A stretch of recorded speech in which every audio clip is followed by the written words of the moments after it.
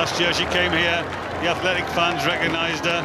This year she's come here as BBC Sports Personality of the Year, and everybody recognised her. It looks as though, to me, there are even bigger crowds out on the course today, and Paula is receiving tremendous support.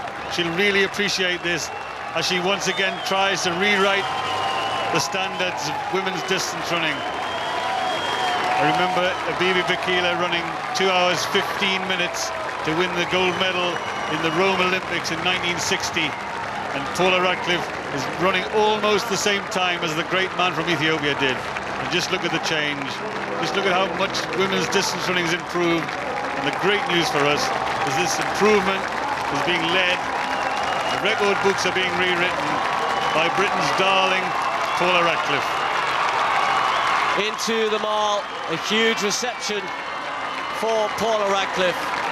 They came to see something special from the girl from Bedford, and she's produced it once more. It was a fantastic year last year.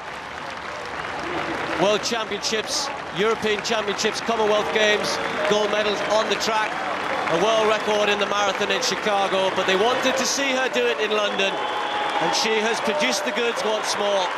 Never mind, nobody else in the world as quick as her in female athletics. There aren't many men can run faster than this. Paula Radcliffe storming home to win the 2003 London Marathon. Watch the time, watch the clock.